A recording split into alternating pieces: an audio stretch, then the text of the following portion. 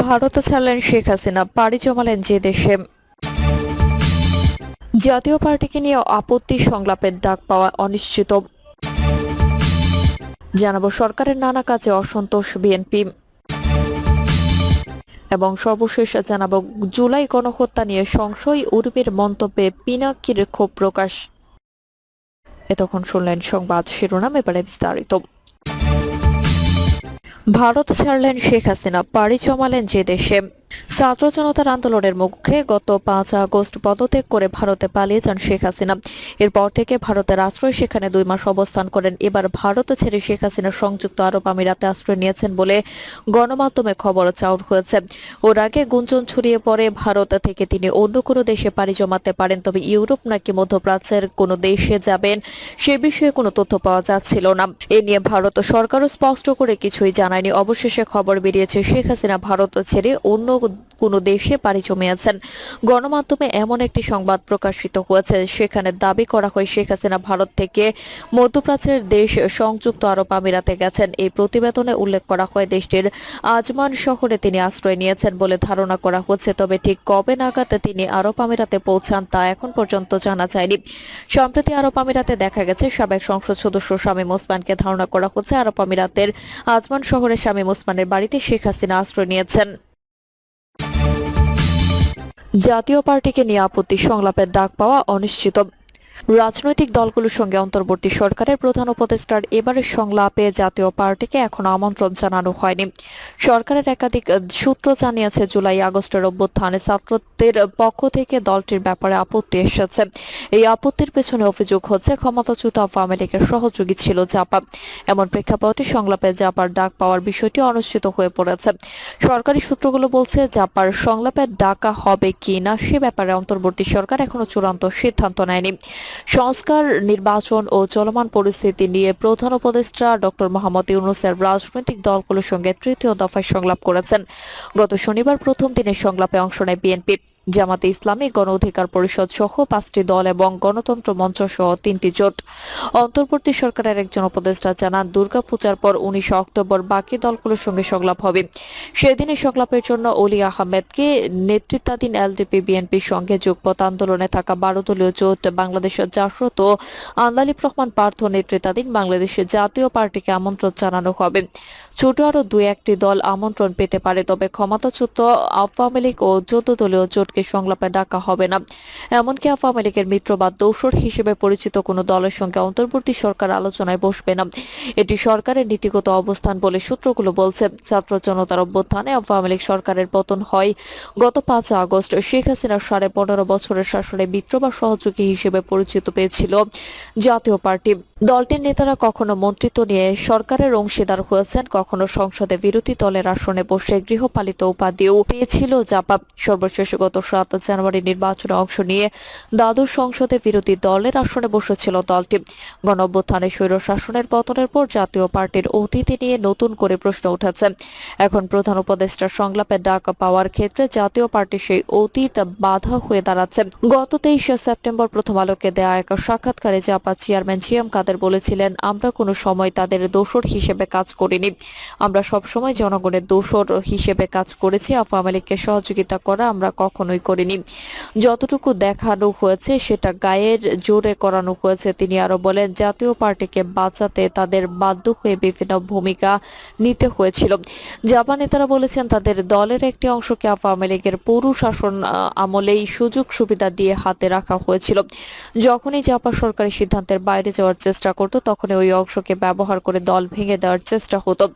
অতীতের ভূমিকা নিয়ে এখন জাপা নেতাদের ব্যাখ্যা তুলে ধরতে হচ্ছে। তারা আওয়ামী লীগের শাসনের সমালোচনা করেও বক্তব্য দেওয়া অব্যাহত রেখেছেন। ডক্টর মোহাম্মদ ইউনূস অন্তর্বর্তী সরকারের দায়িত্ব নেন গত 8 আগস্ট।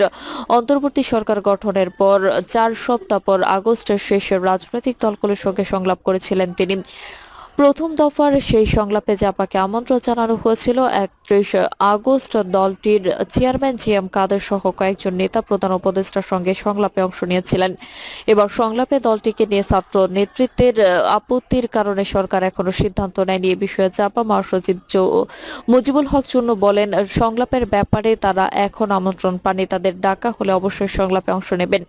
জাপাকে নিয়ে আপত্তির ক্ষেত্রে ফেসিবাদের সহযোগী হিসেবে কাজ করার যে অভিযোগ উঠেছে সেই অভিযোগ অস্বীকার করেন দলটির মহাসচিব মুজিবুল হক। বলেন, দলকে ধ্বংসের হাত থেকে বাঁচাতে বাধ্য হয়ে তাদের যে ভূমিকা নিতে হয়েছিল সে ব্যাপারে তারা ভূমিকা রাখতে বা ব্যাখ্যা দিয়েছেন। একই সঙ্গে মুজিবুল হক বলেন, গত 3টি নির্বাচনের মধ্যে 2018 সালের নির্বাচনে বিএনপি সহ সব দল অংশ নিয়েছিল। সেই নির্বাচনের মাধ্যমে গঠিত একাদশ জাতীয় সংসদের নির্বাচনও 4 বছর ছিল।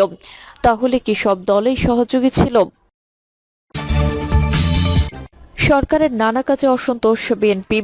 প্রধান উপদেষ্টা ডক্টর মোহাম্মদ ইউনূসের সঙ্গে সংলাপে সরকারের বিভিন্ন কাজে অসন্তোষ জানিয়েছে বিএনপি। রাজনৈতিক দলগুলোর ঐক্যমতে নতুন নির্বাচন কমিশন গঠন ও নির্বাচনের রোডম্যাপ ঘোষণার দাবি জানিয়েছে তারা। ছাত্র জনতার অভ্যুত্থানে ক্ষমতাচ্যুত আওয়ামী লীগের সমর্থকদের গুরুত্বপূর্ণ পদে অন্তর্বর্তী সরকারের উপদেষ্টারা পদায়ন করেছেন বলেও অভিযোগ রয়েছে বিএনপি। জামায়াতে ইসলামী সংস্কার ও নির্বাচনের রোডম্যাপ চেয়ে প্রধান উপদেষ্টার কাছে রাজনৈতিক দলের সঙ্গে নিয়মিত আলোচনার মাধ্যমে সংস্কার প্রক্রিয়া এগিয়ে নিতে বলেছে গণতন্ত্র মঞ্চ। বাম গণতান্ত্রিক জোট সংস্কারের পর নির্বাচনের রোডম্যাপ চেয়েছে। 2 বছরের মধ্যে নির্বাচনের দাবি করেছে এবি পার্টি। গতকাল শনিবার প্রধান উপদেষ্টা সরকারি বাসভবন যমুনায় সংলাপে এইসব দাবি করা হয়েছে বলে জানিয়েছেন সংশ্লিষ্ট বিভিন্ন সূত্র। প্রধান উপদেষ্টার সঙ্গে বৈঠকে ছিলেন স্থানীয় সরকার উপদেষ্টা হাসান আরিফ, গণপূর্ত উপদেষ্টা আদিলুর রহমান খান ও প্রধান উপদেষ্টার বিশেষ সহকারী মাহফুজ আলম। সংলাপের পর প্রধান উপদেষ্টার প্রেস সচিব শফিকুল আলম ফরেন সার্ভিস একাডেমিতে সংবাদ সম্মেলনে জানান, আরো কয়েকটি কমিশন গঠিত হবে। রাজনৈতিক দলগুলির সঙ্গে আলোচনা চলমান থাকবে। সংলাপ স্বরাষ্ট্র, জনপ্রশাসন ও আইন উপদেষ্টার কাছে নাখোশ বিএনপি। আরো কয়েকজন উপদেষ্টা নিয়োগ দিতে প্রধান উপদেষ্টাকে অনুরোধ জানিয়েছেন। এ বিষয়ে সরকারের বক্তব্য কি এমন প্রশ্নে মাহফুজুর আলম বলেন, উপদেষ্টারা নির্ধারিত দায়িত্ব পালন করেছে, জনগণের প্রত্যাশা অনুযায়ী তারা দায়িত্ব পালন করেছে কিনা তা মূল্যায়নে আরো সময় দেওয়া প্রয়োজন। সব দল সরকারকে সমর্থন জানিয়েছে দাবি করে মাহফুজ আলম বলেন, ফেসিবাদের দোসরদের অনেককে গ্রেফতার করা হয়েছে। গণহত্যায় জড়িতদের বিচারে সরকারের অবস্থান স্পষ্ট। গণহত্যার মূল কিরাকে শেখ হাসিনা, তিনি সহ জড়িত সবাইকে বিচারের দাবি জানিয়েছেন দলগুলো।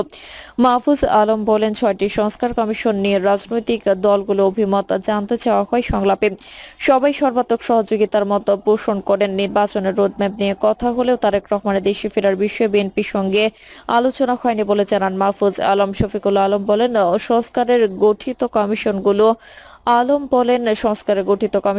রাজনৈতিক দল ও অংশীজনদের সঙ্গে কথা বলে 3 মাসের মধ্যে প্রতিবেদন দেবে। এরপর সরকারে আবার কথা বলবে। সংস্কারের বিষয়ে রাজনৈতিক দলের সঙ্গে ঐক্যমত্যে আসবে।